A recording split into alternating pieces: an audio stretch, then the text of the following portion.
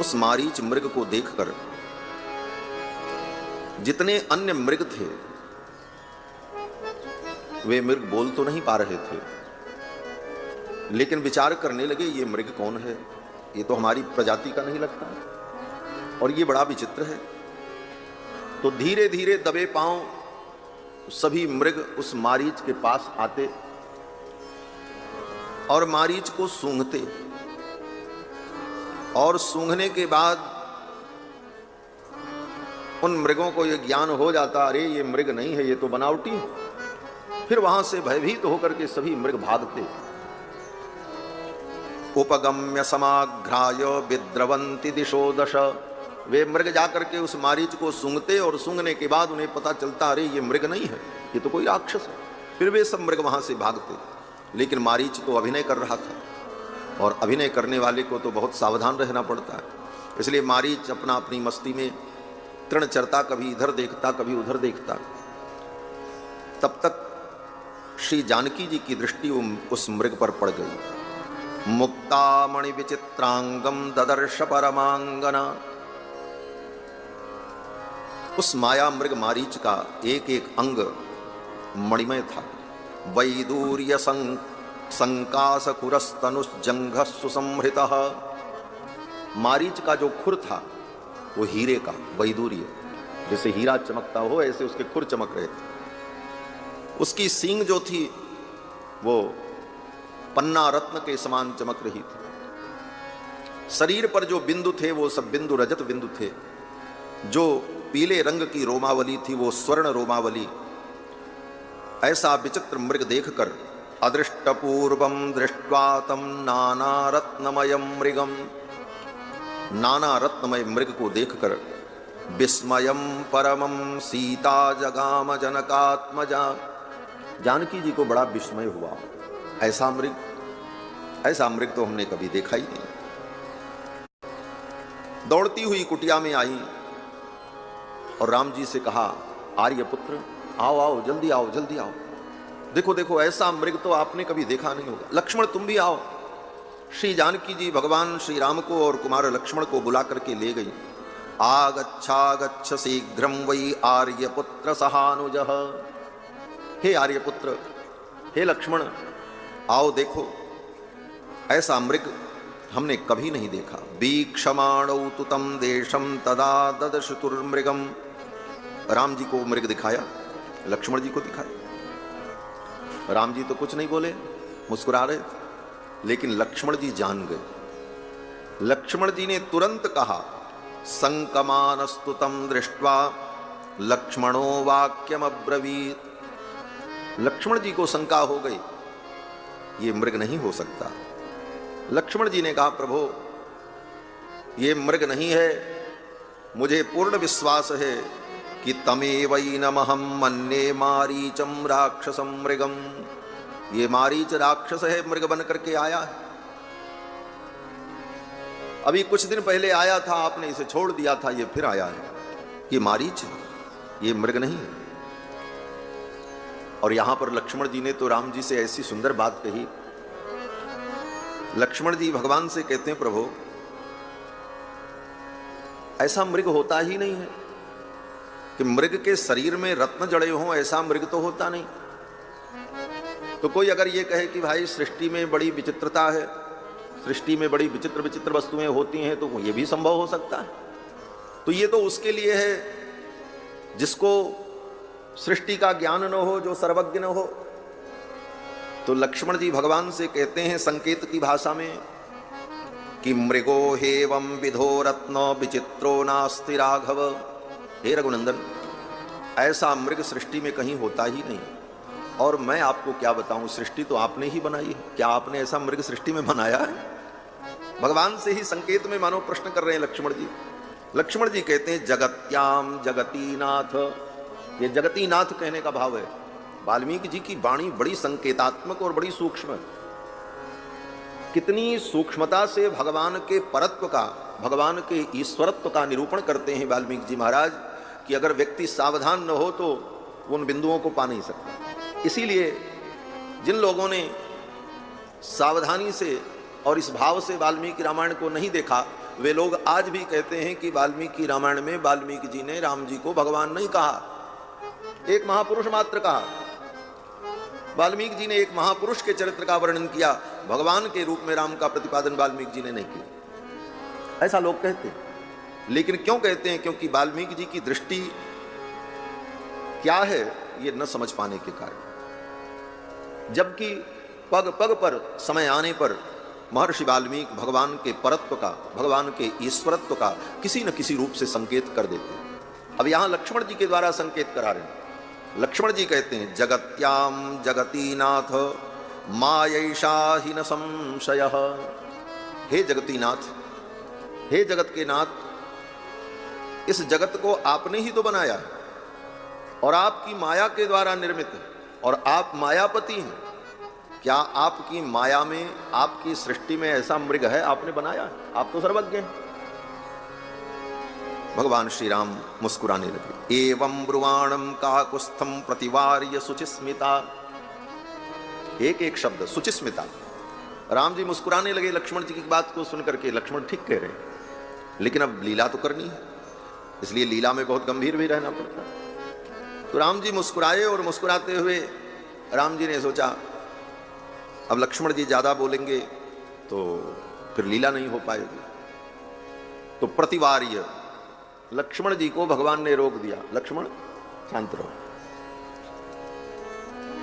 तब तक जानकी जी ने कहा, उवाच सीता संहृष्टा छद्मना हृतचेतना आर्यपुत्राभिरामोऽसौ मृगो हरति मे मनः। हे आर्यपुत्र, ये मृग मेरे मन का हरण कर रहा है, आप इस मृग को पकड़ करके ले आओ। आनयैनम महाबाहो, हे महाबाहु, आप इसे पकड़ करके ले आओ। किस लिए?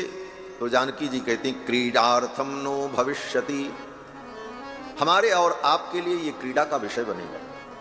मैं इसके साथ खेलूंगी, ये आश्रम में रहेगा और हमारे आपके क्रीड़ा का ये विषय बनेगा, आप इसे लेकर के आओ। मारने के लिए जानकी जी ने नहीं कहा। अत्यंत करुणामयी जानकी जी तो उस मारीच पर मानो कृपा करना चाहती, इसे ले आओ, मैं इसके साथ क्रीड़ा करूंगी, ये हमारी सन्निधि को प्राप्त करेगा। और इसके साथ साथ उस मारीच को अयोध्या वास कराने का भी संकल्प करती हैं जानकी। जानकी जी कहती हैं कि जब वनवास की अवधि पूर्ण हो जाएगी तो समाप्त वनवासानाम राज्यस्थानाम च न पुनः, वनवास की अवधि जब पूर्ण हो जाएगी तो इसे लेकर के हम लोग अयोध्या चलेंगे, ये अयोध्या में रहेगा। अंतःपुरे विभूषार्थो मृग एष भविष्यति, ये हमारे अंतःपुर का भूषण बनेगा, हमारे अंतःपुर में इसकी शोभा होगी, इसे हम अयोध्या लेकर के चलेंगे। इस प्रकार श्री जानकी जी ने कहा। तो राम जी ने कहा ठीक है, हम इसे लेने जाते हैं। लक्ष्मण जी ने कहा प्रभु आप मत जाओ, ये मारीच है और ये माया से मृग बन करके आया है, ये असुरों का कोई षड्यंत्र है, इसलिए आपका जाना उचित नहीं है। आप कहो तो मैं जाऊं, इसे मार करके आता हूं। लक्ष्मण जी ने ठीक कहा, मैं जा रहा हूं, इसे पकड़ करके लाऊंगा और अगर पकड़ करके नहीं लाया तो मैं इसे मार करके ले आऊंगा। लेकिन राम जी को तो लीला करनी थी। राम जी ने कहा लक्ष्मण नहीं, तुम नहीं जाओगे, मैं जाऊंगा। लक्ष्मण जी को अच्छा नहीं लगा। लक्ष्मण जी ने सोचा देखो ये मेरी बात नहीं मान रहे। भगवान ने धीरे से कहा लक्ष्मण से, लक्ष्मण सीता ने पहली बार मुझसे कुछ कहा है, कुछ मांगा है, आज तक कभी कुछ मांगा नहीं। और अगर आज मैं सीता के इन वचनों को टाल दूंगा तो सीता को दुख होगा, इसलिए मुझे जाने दो। लक्ष्मण जी कुछ नहीं बोले, मौन हो गए। लक्ष्मण जी जीवाचार्य हैं, जीव के आचार्य हैं, आचार्य तत्व है। और आचार्य की बात अगर भगवान भी न माने तो भगवान को भी संकट में पड़ना पड़ता है। यह आचार्य की महिमा कही गई। जीव और परमात्मा इन दोनों के मध्य में आचार्य तत्व, गुरु तत्व होता है। और गुरु तत्व की बात जीव भी मान ले और परमात्मा भी मान ले तो दोनों का भला होता है। जीव का भला क्या होता है? बोले जीव का भला यह होता है कि जीव का कल्याण हो जाता है। वो बंधन से मुक्त हो जाता है, धन्य हो जाता है। और परमात्मा का भला क्या होता है? बोले परमात्मा की अपनी खोई हुई वस्तु से प्राप्त हो जाता है। ये जीवात्मा परमात्मा का ही धन है, ये जीवात्मा परमात्मा की संपत्ति है। और अपनी संपत्ति नष्ट हो तो किसको अच्छा लगेगा? ये जीवात्मा जब संसार में दुख पाते हैं, माया में भटकते हैं, कर्म के बंधन में पड़कर विविध योनियों में भटकते हुए दुख पाते हैं, तो भगवान को भी दुख होता है,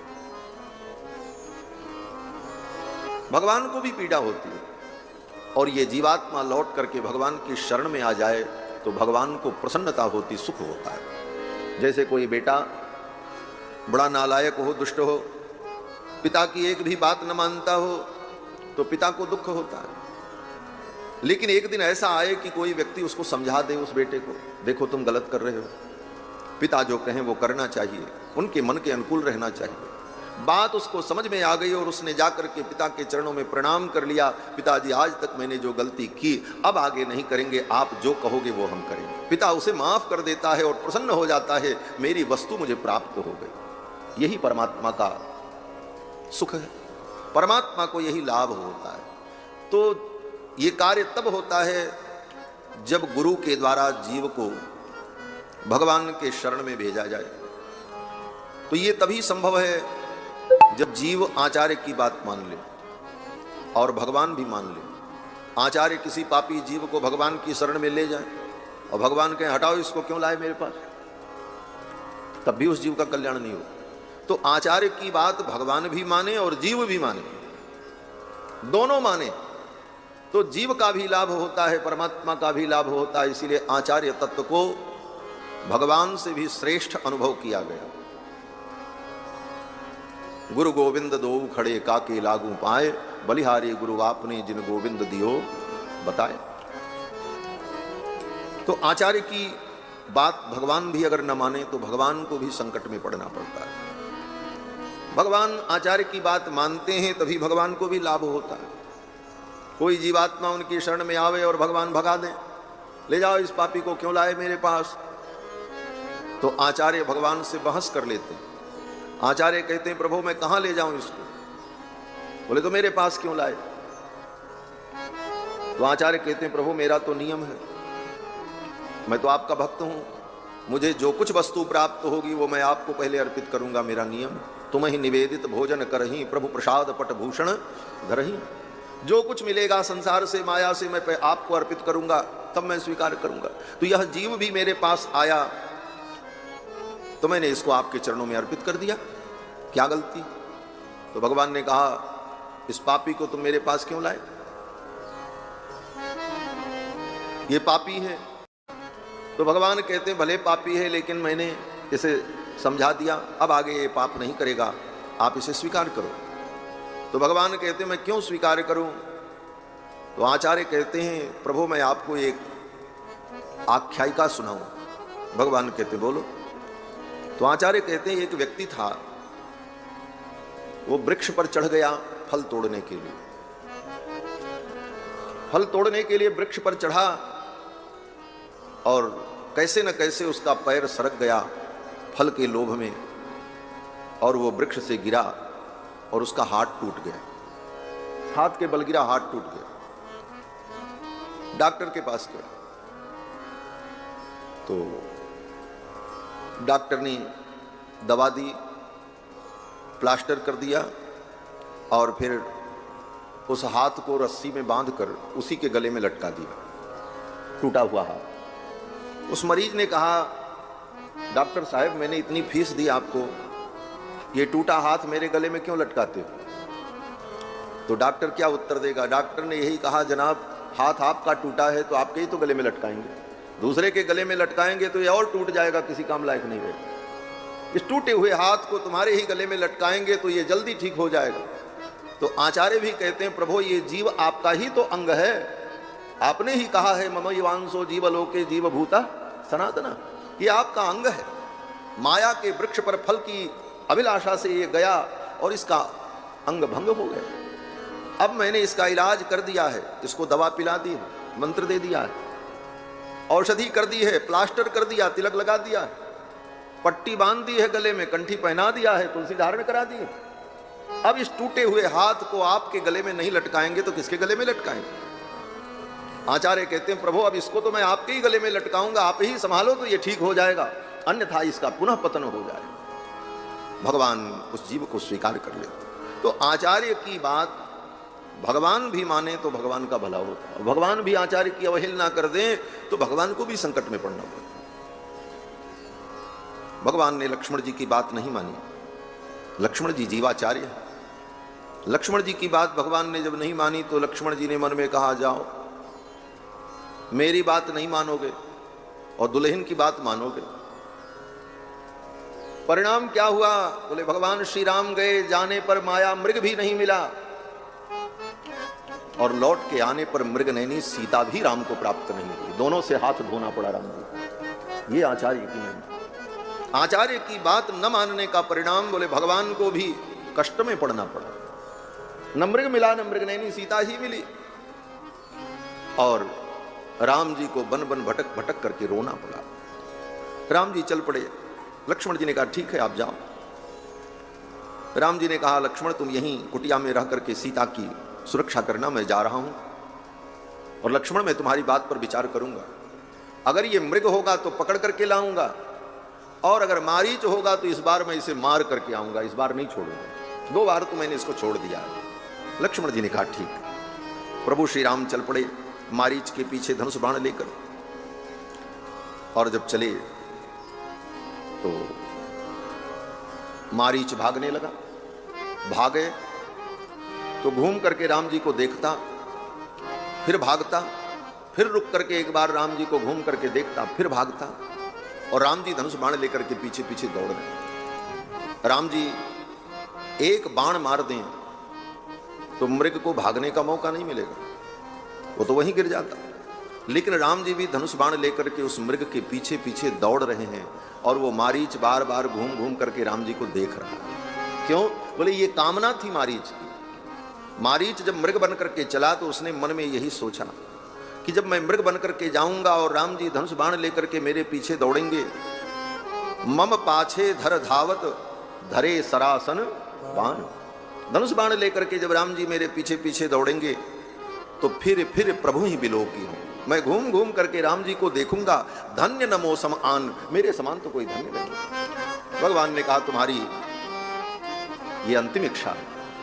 पापी से पापी व्यक्ति हो, घोर अपराधी हो, लेकिन उसकी अंतिम इच्छा भी पूर्ण की जाती है। आज भी चाहे नास्तिक हो चाहे आस्तिक हो, कैसी भी सरकार क्यों न हो, कैसा भी न्यायालय क्यों न हो, लेकिन मरने वाले की अंतिम इच्छा पूरी की जाती है। तो फिर भगवान क्यों न पूरा करें? भगवान ने कहा मारीच की अगर ये इच्छा है तो ये इच्छा पूरी होनी चाहिए। मम पाछे धर धावत धरे सरासन बाण। फिर प्रभु ही बिलोकी हो, मौसम धन्य न आन। मारीच ने यही कामना की है।